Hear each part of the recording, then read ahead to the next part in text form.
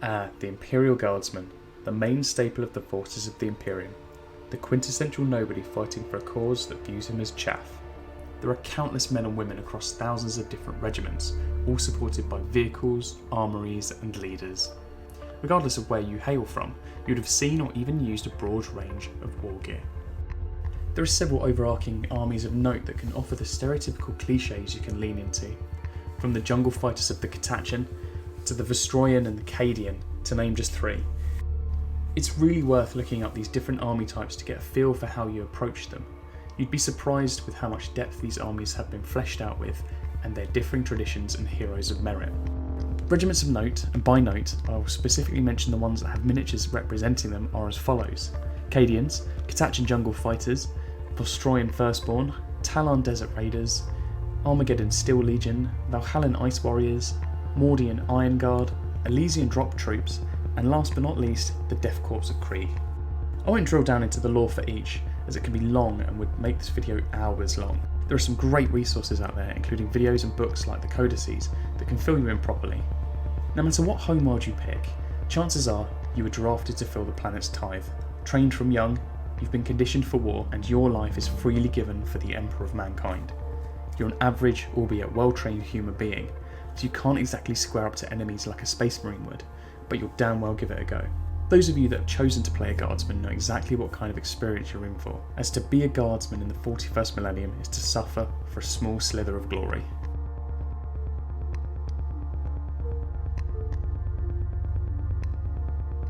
Your archetype ability, Look Out Sir, is a homage to the rule from the tabletop wargame. Once per turn, you can move up to half your speed to get in the way of an ally who has been successfully struck, and take the hit for them. The attacker rolls to hit you, but your rank is added to your resilience for this roll. As you may have noticed, I try not to offer cookie cutter builds for weapons, armour and talents in the mechanics section, and for good reason. Ultimately, this is your character. You can choose the path you wish to build your character in. But just because I don't mention talents and the such does not mean that you shouldn't forget about them. So to begin with, you've been issued with the standard equipment to start: a lasgun, knife and flak armour. Just don't forget about your book. It's called the Imperial Infantryman's Uplifting Primer. It may sound like an in-joke, and it kind of is, but it also grants you a +1 to scholar tests at an interesting risk that on a fail you learn some potentially dangerous information which can lead to some excellent roleplay opportunities. Another sort of in-joke item is the 970 Entrenching Tool.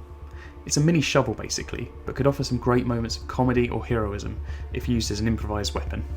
Other useful items include the Survival Kit, which aids your survival checks with a +1, and the Stim to keep you alive on the fly. One way to add an extra layer of character and utility is the Augmetic Enhancements. These could technically be applied to any character you create, but I've decided to talk about them here because as a guardsman, chances are you've seen real combat and had a permanent injury inflicted that has since been replaced with Augmetics. Some of these are pretty rare, so you might have to chat with your GM before assuming you can just have it off the bat.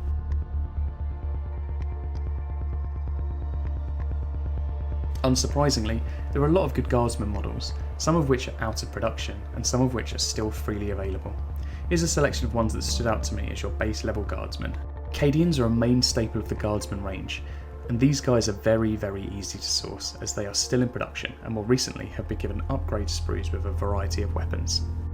The models seen here are Cadian Xarkin, and they're the more elite of the Cadian forces. These models are the Catachan, and more particularly Slimarbo. Catachan models are pretty easy to come by, as is Slimarbo, as they're both in production. Seen here are the Catachan Colonel and Sergeant Ripper Jackson. These models, while looking amazing, are harder to come by as these are limited edition characters. Then there's the Tanith First and Only, in the form of the legendary Gaunt Ghost models. These are a recent release and are absolutely amazing, seen next to the original models that are out of production but just as cool. Next we see some examples of the Vostroyans. These are out of production unfortunately, but look really characterful. In particular, the command squad has a couple of characters that are more heroic, and one that is a dedicated medic if you choose to go down that path. These models are from the Talon regiment. They are also unfortunately no longer in production. If your character hails from a desert planet, this could be the model for you. Next up, the Steel Legion. These guys, luckily, are still in production. Here you see examples of Valhallan Ice Warriors. These guys are another range out of production but still look stunning. Mordians are yet another lost regiment, but these too are out of production, which is a shame, but their models are unique and offer something different. The Death Corps of Krieg have recently made a comeback in the form of a kill team unit. These models are gorgeous and are definitely a must-have for your collection. Finally, 2 unusual picks to represent your Guardsmen. The first seen here is a Voidsman model still in production. The second seen here are Orlocks from Necromunda, perfect for a Hive setting model or a Guardsman gone rogue.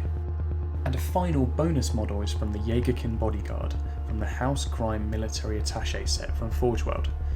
Her uniform is from the Necromundan 8th Regiment, which is nicknamed the Spiders. There's probably a lot more that I've missed off the list, but that's more than enough for a starting point. You are quite literally one of millions across the galaxy, but that doesn't mean you need to be one-dimensional.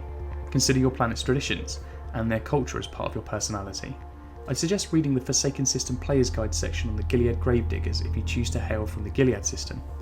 These planetary traditions and nuances are vast and can offer you more flavour for your character.